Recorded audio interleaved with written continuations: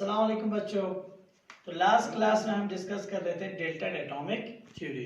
तो Dalton atomic theory आपने कहा तो उसकी लिमिटेशन कहा था कि डेल्टन ने जो बात कही थी एटम्स के बारे में कि एटम जो होते हैं इनडिवाइजिबल होते हैं, वो कंसेप्ट टोटली आपका फेल हुआ था क्योंकि एटम डिवाइजिबल था। अब एटम का नया डेफिनेशन, तो एटम होता क्या आपका, क्योंकि एटम जो डेल्टन के हिसाब से एटम एक इनडिवाइजिबल पार्टिकल था, लेकिन बाद में कुछ 3 साइंटिस्ट आए, जे थॉमसन, ई गोल्डस्टीन और जेम्स स्टडी, जिन्होंने एटम को भी डिवाइड कर दिया। तो एटम का डेफिनेशन क्या होते हैं, एटम की अगर डेफिनेशन देखें तो एटम जो होते हैं इज द स्मॉलेस्ट पार्टिकल। अगर एटम का एग्जैक्ट डेफिनेशन देखें, is the smallest particle from which all matter is made up and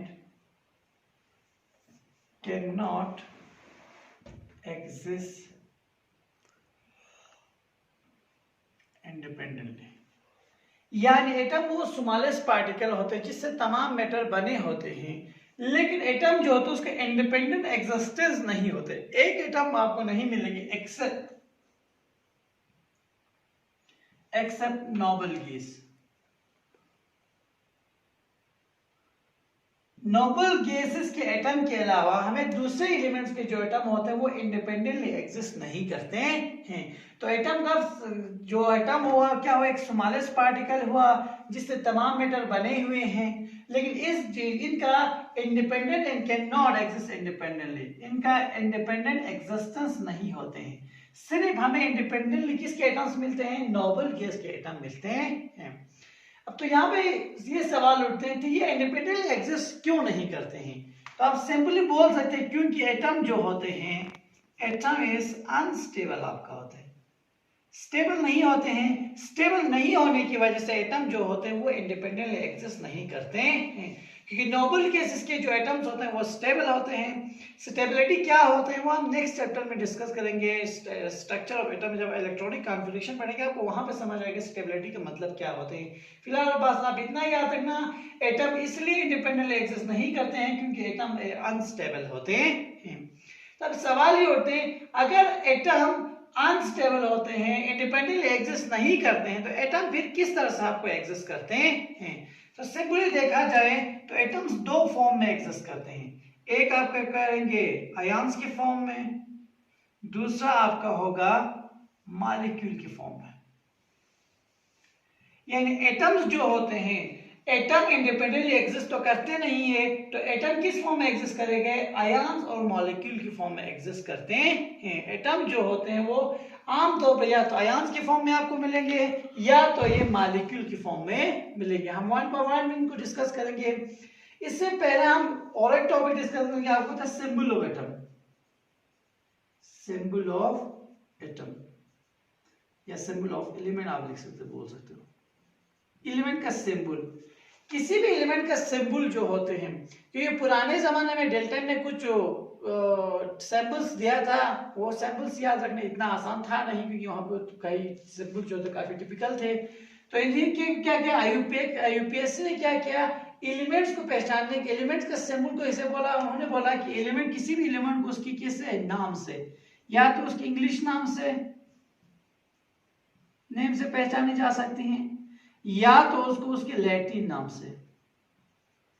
अगर किसी दो एलिमेंट का इंग्लिश वर्ड जो होंगे वो सेम होंगे तो उस वक्त आप लैटिन वर्ड का इस्तेमाल कर सकते हैं। या क्या करेंगे, या फर्स्ट नेम, फर्स्ट लेटर और first and second letter of English name या लैटिन नेम। यानी किसी भी एलिमेंट को सिंबल जो होते हैं, सिंबल उसकी इंग्लिश, या तो उसकी इंग्लिश नाम का पहला लेटर, या पहला अगर सेम हो तो पहला और दूसरा हम लेंगे, या तो हम कहां से लेंगे, उसकी लैटिन जो नाम होता है, लैटिन में से क्या कहते हैं, उस लैटिन नाम का फर्स्ट और सेकंड लेटर हम लेंगे किसी भी एलिमेंट के सिंबल की तौर पर। तो मेनली हमें अब 20 तक एलिमेंट के सिंबल्स याद रख सकते हैं। तो अगर जैसे कि पहले हाइड्रोजन होते हैं, हाइड्रोजन, तो हाइड्रोजन का सिंबल क्या होगा, इंग्लिश नाम हाइड्रोजन है तो इसका सिंबल क्या होगा, H होगा। सिमिलरली आपका नेक्स्ट क्या होगा, हीलियम। हीलियम का एटॉमिक H अगर लिखेंगे तो दोनों का सेम होगा, तो आप क्या लिखेंगे, He लिखेंगे। उसी तरह से आपका लिथियम होगा, लिथियम में क्या लिखेंगे, Li लिखेंगे। बेरिलियम आपका होगा, बेरिलियम का Be लिखेंगे। बोरॉन होगा, बोरॉन का क्या होगा, B लिखेंगे। इसी तरह कार्बन का C लिखेंगे, नाइट्रोजन का N लिखेंगे। यानी आप किसी भी एलिमेंट का सिंबल जो होगा उसके इंग्लिश नेम और लैटिन वर्ड का फर्स्ट लेटर लेंगे। अगर फर्स्ट लेटर सिमिलर होंगे, फर्स्ट और सेकंड लेटर आप दोनों ले सकते हैं।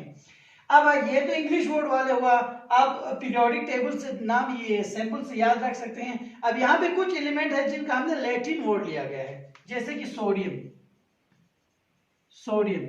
सोडियम का सिंबल क्या है, Na है। यानी इसका जो सिंबल लिया गया है वो इंग्लिश नेम से नहीं लिया गया, बल्कि किससे लिया गया, लैटिन वर्ड से। क्योंकि लैटिन में सोडियम को क्या कहते हैं, नाइट्रियम आपको कहते हैं। सिमिलर इसी की तरह पोटेशियम आपका है, पोटेशियम को हम बोलते हैं के। यानी के मतलब नाम पोटेशियम है लेकिन सिंबल के है, इसका मतलब इसका ये इंग्लिश नेम से तो नहीं लिया गया है, तो ये इसको लैटिन वर्ड से, क्योंकि लैटिन में सोडियम को आप क्या कहते हैं, कैलियम आप कहते हैं। सिमिलर आयरन आपका होते हैं, आयरन का सिंबल क्या होते हैं, Fe होते हैं। यानी आयरन का सिंबल कहां से लिया गया है, लैटिन नाम से लिया गया है, क्योंकि लैटिन में आयरन को क्या कहते हैं, फेरियम आपका कहते हैं। सिमिलर और भी बहुत सारे एलिमेंट्स है, जैसे गोल्ड है, सिल्वर है, कॉपर है, और बहुत सारे लीड है, बहुत सारे एलिमेंट्स है जिनका नाम, जिनका जो सिंबल होगा वो लैटिन वर्ड से लिया गया होगा। यानी आप समझ गए होंगे जब भी आप एलिमेंट्स को लिखते हैं तो उनके इंग्लिश वर्ड का फर्स्ट लेटर लिखना है। अगर फर्स्ट लेटर सिमिलर होगा फर्स्ट और सेकंड, अगर फर्स्ट और सेकंड भी सेम होगा देन उस केस में आप एलिमेंट का लैटिन वर्ड से आप उसका सिंबल चूज कर सकते हैं। तो आपके पास कुल मिला के 118 एलिमेंट है। फिलहाल आपको सबको याद करने की जरूरत नहीं, आप 20 एलिमेंट 10th या 9th 10th तक 20 एलिमेंट अगर आपको याद हो जाए तो वो आपके लिए काफी होंगे। ठीक, हम डिस्कस कर रहे थे कि एटम जो होते हैं वो अनस्टेबल होते हैं। तो एटम अनस्टेबल होता है, हमने कहा था एटम्स किस फॉर्म में पाए जाते हैं, आयन्स और मॉलिक्यूल की फॉर्म में पाए जाते हैं। तो हम इनको वन बाय वन डिस्कस करते हैं। पहले हम आयन डिस्कस करेंगे, फिर आयन्स क्या होते हैं। फिर आयन का मतलब होते हैं charged atom. Ions means charged atom. And अगर किसी एटम के ऊपर चार्ज आ जाते हैं, चाहे वो पॉजिटिव हो चाहे वो नेगेटिव हो, तो उस चीज को हम क्या बोलते हैं, चार्ज्ड एटम्स को हम क्या बोलते हैं, आयन्स। यानी जो आपके एटम होंगे वो किसके फॉर्म में पाए जाएंगे, आयन्स के फॉर्म में। कहने का मतलब उस एटम के ऊपर आपका कोई चार्ज आया होगा तो उस चार्ज्ड एटम को हम कहते हैं आयन्स। आयन आपके पास दो तरह के होते हैं, चार्ज्ड एटम दो तरह के होगा, एक होगा केटाइन, दूसरा आपका होते हैं एनाइन होगा, केटाइन ऑफ एनाइन। पहले हम केटाइन को डिस्कस करेंगे कि केटाइन क्या होते हैं। तो हमने कहा चार्ज एटम होगा, तो चार्ज दो तरह के होते हैं, पॉजिटिव चार्ज होते हैं, नेगेटिव चार्ज होते हैं। केटाइन क्या होते हैं, positive charge, positively charged atom, positively charged atom. अगर किसी एटम के ऊपर पॉजिटिव चार्ज आ जाते हैं तो उस एटम को हम क्या कहते हैं, केटाइन हम कहते हैं। अब सवाल ये उठते हैं इसके ऊपर पॉजिटिव चार्ज क्यों आते हैं, क्योंकि केटाइन कैसे बनते हैं, केटाइन बनते हैं लॉस ऑफ इलेक्ट्रॉन होके, लॉस ऑफ इलेक्ट्रॉन। यानी केटाइन इलेक्ट्रॉन लॉस होने की वजह से आपका बनते हैं। जो एटम होते हैं, एटम इलेक्ट्रिकली न्यूट्रल होते हैं। जब एटम में से एक इलेक्ट्रॉन लॉस हो जाता है तो उसके ऊपर क्या आ जाता है, पॉजिटिव चार्ज। उसके ऊपर पॉजिटिव चार्ज क्यों आते हैं, क्योंकि अब यहां से सिंपल एग्जांपल हम यहां से आपको समझा देंगे। जैसे कि सोडियम का केस होता है Na, ठीक, Na का एटॉमिक नंबर होते हैं 11, मींस 11 प्रोटॉन होंगे इसके अंदर, 11 इलेक्ट्रॉन होंगे। ओवरऑल चार्ज ये हो गया सोडियम का एटम, सोडियम एटम हो गया। आप ये आयन कैसे, आप यहाँ पे देखो आयन के ऊपर पॉजिटिव चार्ज कैसे आते हैं। तो सोडियम जब हो गया एटम के फॉर्म में तो 11 प्रोटॉन 11 इलेक्ट्रॉन होगा। ओवरऑल चार्ज क्या होगा इसके ऊपर, ओवरऑल चार्ज क्या होगा, 0 होगा। ठीक, अब क्या है, सोडियम जो होता है वो Na+1 इलेक्ट्रॉन, यानी सोडियम एक इलेक्ट्रॉन लॉस कर जाते हैं। सोडियम एक इलेक्ट्रॉन लॉस करेंगे तो प्रोटॉन कितना रहेंगे, प्रोटॉन 11 रहेंगे, लेकिन इलेक्ट्रॉन कितना रहेंगे, 10 इलेक्ट्रॉन, यानी +11 -10 तो कितना हुआ, +1। तो सोडियम के ऊपर क्या हुआ, +1 आ गया। मीन्स यानी एटम के केटाइन के पॉजिटिव चार्ज इसलिए आते हैं क्योंकि केटाइन के अंदर नंबर ऑफ प्रोटॉन जो होते हैं वो ज्यादा होते हैं as compare to number of electron, जिसकी वजह से आपको क्या हो जाता है, केटाइन के ऊपर आपका पॉजिटिव चार्ज आते हैं। उसी तरह सिमिलर फॉर्मेशन जिसे आपका मैग्नीशियम होते हैं, तो मैग्नीशियम का एटॉमिक नंबर 12 होते हैं, मींस 12 इलेक्ट्रॉन होंगे और 12 क्या होंगे, प्रोटॉन होंगे। तो 11 इलेक्ट्रॉन 11 प्रोटॉन, ओवरऑल चार्ज क्या होगा, 0 होगा। तो मैग्नीशियम क्या करते हैं, मैग्नीशियम 2 इलेक्ट्रॉन लॉस करेंगे। मैग्नीशियम 2 इलेक्ट्रॉन लॉस करेंगे तो प्रोटॉन तो 12 रहेगा, इलेक्ट्रॉन कितना होगा, 10 इलेक्ट्रॉन होंगे। मींस 12 + 12 - 10 तो कितना होगा, +2। तो मैग्नीशियम के ऊपर कितना आते हैं, +2 आपका आते हैं। ठीक। सिमिलरली अगर हम अल्युमिनियम की बात करेंगे तो अल्युमिनियम के एटॉमिक मास 13 वाला 13 नंबर 13 तो 13 प्रोटॉन 13 इलेक्ट्रॉन होंगे। मीन +13 -13 ओवरऑल चार्ज होगा 0। अब अल्युमिनियम क्या करते हैं, अल्युमिनियम 3 इलेक्ट्रॉन आपका लॉस करेंगे। इलेक्ट्रॉन 3 लॉस करेगा तो प्रोटॉन वही रहेंगे। इलेक्ट्रॉन 3 लॉस करेगा, 13 - 3 कितना हो गया, 10 इलेक्ट्रॉन हुआ। मींस +3 13 -10 तो कितना हो गया, +3। तो अल्युमिनियम क्या आता है, ऊपर आते हैं +3। तो यानी जो आपके केटाइन बनते हैं वो लॉस ऑफ इलेक्ट्रॉन की वजह से बनते हैं। इलेक्ट्रॉन जब लॉस होते हैं तो उस एटम के अंदर क्या होते हैं, उस आयन के अंदर आपका जो इलेक्ट्रॉन होता है वो कम होते हैं एज कंपेयर टू प्रोटॉन के मुकाबले में। तो जो जितना प्रोटॉन ज्यादा होगा वही प्रोटॉन का चार्ज उसकी एटम के ऊपर चार्ज के लिए चले जाते हैं। तो सिमिलरली अब आप ये सवाल पूछेंगे कि यहाँ सोडियम 1 इलेक्ट्रॉन लॉस क्यों करते हैं, यहाँ मैग्नीशियम 2 कर रहा है, अल्युमिनियम 3 इलेक्ट्रॉन लॉस कर रहा है, ऐसा क्यों होता है? क्या सोडियम 2 कर सकते हैं या क्या अल्युमिनियम 1 कर सकते हैं? मे बी 2 करेंगे, लेकिन जब 1 इलेक्ट्रॉन ये लॉस करते हैं तो ये क्या बन जाते हैं, एक स्टेबल बन जाते हैं। स्टेबल बन जाते हैं इसीलिए इंडिपेंडेंट एक्सिस्टेंस होते हैं। सिमिलरली मैग्नीशियम के केस में तो मैग्नीशियम यहाँ 2 इलेक्ट्रॉन लॉस करते हैं। 2 इलेक्ट्रॉन जब मैग्नीशियम लॉस करते हैं तो वो एक स्टेबल बन जाते हैं, स्टेबिलिटी उनको एक्वायर होता है, जिसकी वजह से ये 2 इलेक्ट्रॉन लॉस करने पर स्टेबल हो जाते हैं, ये 3 इलेक्ट्रॉन लॉस करने पर स्टेबल हो जाते हैं। सिमिलरली सोडियम जो है वो 1 इलेक्ट्रॉन लॉस करने पर स्टेबल हो जाते हैं। इंशाल्लाह हम नेक्स्ट जो चैप्टर्स पढ़ेंगे उनमें हम इन चीजों को डिस्कस करेंगे। फिलहाल अभी हमने इलेक्ट्रॉनिक कॉन्फ़िगरेशन नहीं पढ़े हैं, तो फिलहाल इन चीजों को समझाने का कोई फायदा नहीं, क्योंकि अभी हमें पहले वो पढ़ना है, फिर इसके बाद हम उस चीज पे बाद में आएंगे। ठीक, तो ये था आपका केटाइन। यानी केटाइन पॉजिटिवली चार्ज एटम होते हैं जो इलेक्ट्रॉन की लॉस होने की वजह से बनता है। तो क्योंकि प्रोटॉन के ऊपर पॉजिटिव चार्ज क्यों आते हैं, क्योंकि जब केटाइन बनते हैं उस वक्त उस एटम के अंदर क्या होगा, नंबर ऑफ जो प्रोटॉन होगा वो more than number of electron होगा। सो जितना प्रोटॉन ज्यादा होंगे, जितना प्रोटॉन एक ज्यादा होगा तो वही एक प्रोटॉन इसके ऊपर चार्ज के तौर पर चले जाते हैं। तो ये था आपका केटाइन के बारे में। नेक्स्ट जो आपका होता है वो आपका एनाइन होगा। तो एनाइन अगर प्रोटॉन समझ में आया होगा तो एनाइन भी आपको समझ में आएंगे, एकदम इसी का अपोजिट होगा एनाइन। एनाइन क्या होता है, ये पॉजिटिवली चार्ज एटम था, तो ये क्या होगा, negatively charge atom. Negatively charge atom, negatively charge atom को हम बोलते हैं एनाइन होते हैं। ये किस वजह से बना, लॉस ऑफ इलेक्ट्रॉन की वजह से। तो एनाइन किसकी वजह से बनेंगे, गेन ऑफ इलेक्ट्रॉन की वजह से। गेन ऑफ, यानी जब भी कोई एटम इलेक्ट्रॉन गेन करते हैं तो उसके ऊपर एक एक्स्ट्रा इलेक्ट्रॉन आ जाते हैं, वही एक्स्ट्रा इलेक्ट्रॉन इसके ऊपर चार्ज के तौर पर चले जाते हैं। तो फिलहाल हम यहाँ समझने की कोशिश करेंगे, क्लोरीन के एग्जांपल लेंगे। जैसे क्लोरीन का एटॉमिक नंबर 17, तो मीन 17 प्रोटॉन होगा, 17 क्या होगा, इसके अंदर इलेक्ट्रॉन्स होंगे।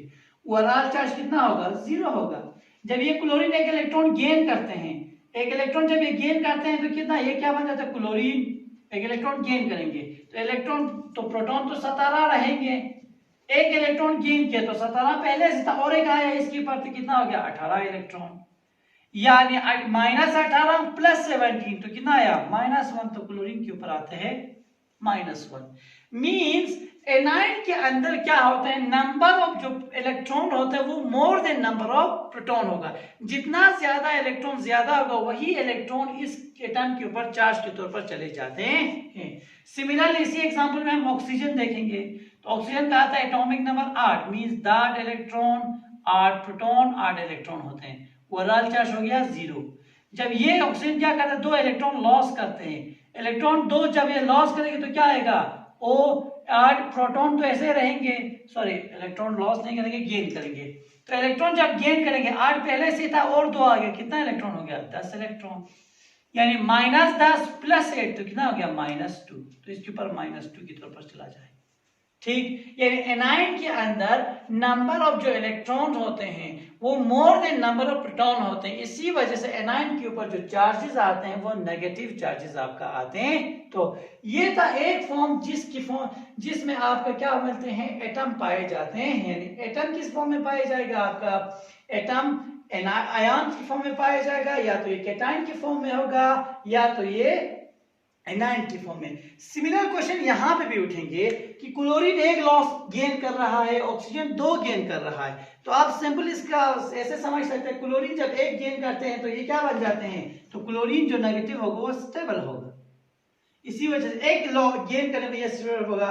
ऑक्सीजन क्योंकि ऑक्सीजन 2 गेन करने पर ये क्या एक्वायर करते हैं, स्टेबिलिटी आपको एक्वायर करते हैं। इसीलिए डिपेंडिंग अपॉन द स्टेबिलिटी इनको कब मिलते हैं, कुछ एक इलेक्ट्रॉन लॉस करेगा या एक इलेक्ट्रॉन गेन करेगा, कुछ एटम जो होता है वो एक इलेक्ट्रॉन गेन करेगा या एक इलेक्ट्रॉन लॉस करेगा, कुछ 2 गेन करेगा 2 लॉस करेगा, कि उन्हें स्टेबिलिटी कब मिलते हैं उसी हिसाब से एटम जो होते हैं वो कोई 2 लॉस करते हैं, कोई एक लॉस इलेक्ट्रॉन आपका करते हैं।